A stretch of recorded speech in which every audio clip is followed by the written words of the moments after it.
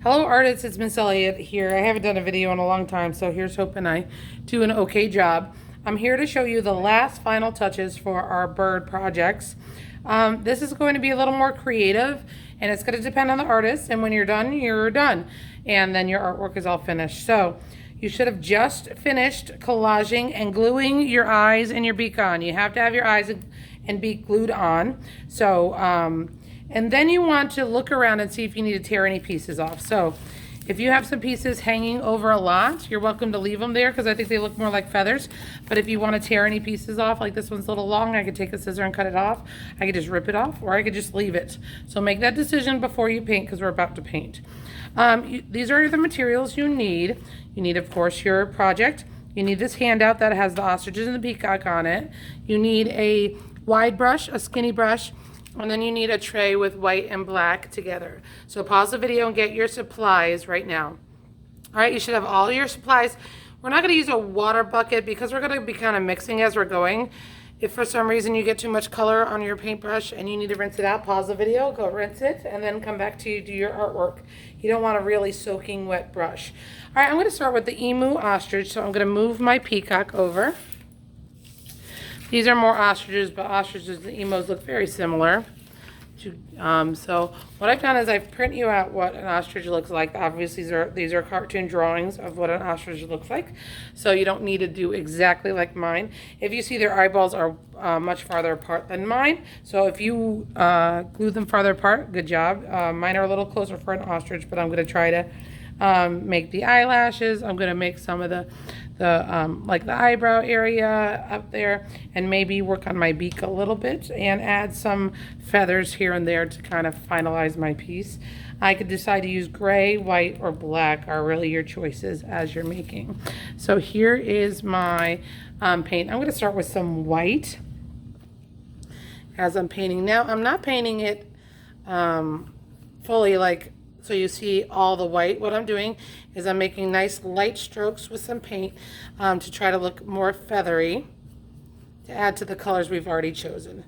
Now, it depends on what you want to do, how dark you want to make it or how light you want to make it. So I'm going to kind of do that all around.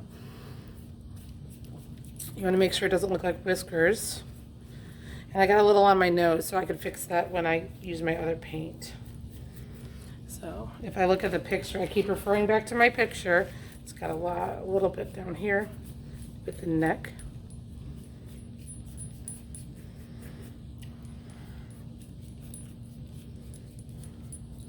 Now if you want to add some gray, that's very black. So I'm going to go back and pick up some white and mix just like we did with the beak. Of course, the more black you use, the darker it's going to be. But if you want some black or some gray, you can do that as well. I want my head to be a little bit lighter, so I'm going to just add that little bit of black. If you see I'm not dipping in black anymore, I'm dipping in white, and it still comes out gray because I have it on my paintbrush. All right. All right, now I'm going to go in with my smaller paintbrush with some black, and I'm going to do like the eyebrows, the eyelashes kind of my little bird. Again, I'm referring to my picture, so I'm just looking at that. Maybe, you know, adding some more feather-like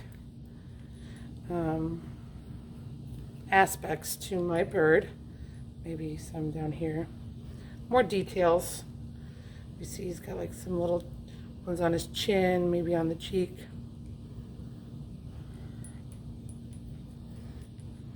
And then I'm going to try to work on my beak a little. I want to add a little more detail. Hopefully I don't just mess it up now. Now that's the only thing you can. If you like your beak, if you like everything, you might not want to touch it too much. So you could also add to your eyes if you didn't get to do your pupils, because not the pupils, the white part in your pupils, you could add that as well. I want to add a little shine to my nose.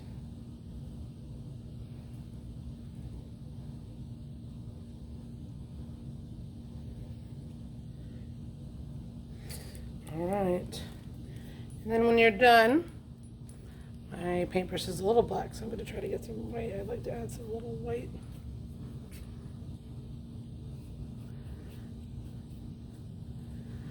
really black. Let me do that a little bit. Okay, let me see how it looks on the camera. Not bad, right? Okay, when you're done, be done. I just like to paint, so this might take me a while, but I'm just gonna finish for the video. All right, and then you should be done. And it looks like a bird to me. It might not look exactly like an ostrich, but it has bird-like qualities, and that's what you're trying to get out of this project. All right, if you are doing the ostrich, you can go ahead and stop the video and turn in your artwork, clean up your mess, and you're all done. All right, or if you could play around with it, but you don't have to watch me do the peacock unless you want to. All right, peacock kiddos, here we go. All right, peacock, we're gonna get the same colors, the black and the white. I'm going to change my paintbrushes though, so I want nice clean paintbrushes to start, so I'll be right back.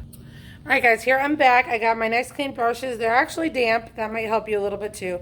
So we're gonna focus on the peacock. Now, the one thing I noticed about the peacock is there's white around their eyes. I kind of follow the eyes. This one has white here, some white underneath it. So if you really wanted to look like a peacock, I think that part is really important. They also have some feathers sticking up at the top. You could try to reproduce that. Their beak is a little sharper, so that's the only thing. If you want to try to make your beak a little sharper, when you add to your beak, you can make it point a little bit. I'll try. So here we go. So I'm going to start with my wide brush, and I'm going to get some white. So I'm going to try to make that full peacock eye. So I'm just going to go kind of trace. You might have to do a couple coats depending on what color you chose for your paper. And I want to make mine pretty white. Fortunately, mine has some black in it because I just did the ostrich. But let's see if I can get some white in there.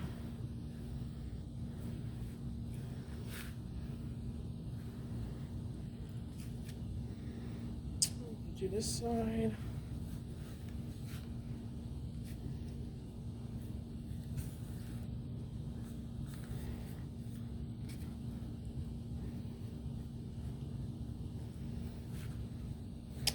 So it's really cool because you're trying to bring out that bird.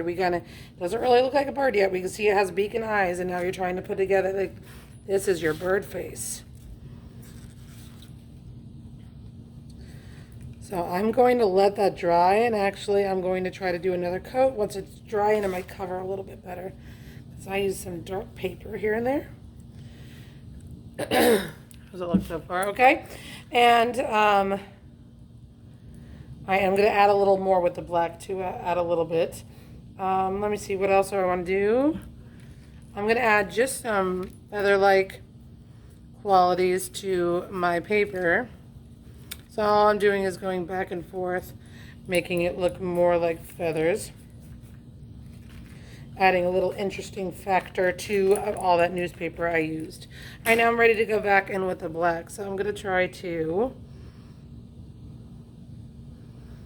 make it go out a little. I like that top peacock, even though it's more cartoony than the bottom. I kind of like the way it looks with the eye. It looks like almost like that peacock's wearing makeup. So all I'm doing is outlining my eyes a little bit to make it more. Now I'm really gonna have to let that dry before I decide to add some more white, because what would it turn into? Definitely turn into gray. All right, I'm gonna try maybe. Let's see if I can make those little things on the top.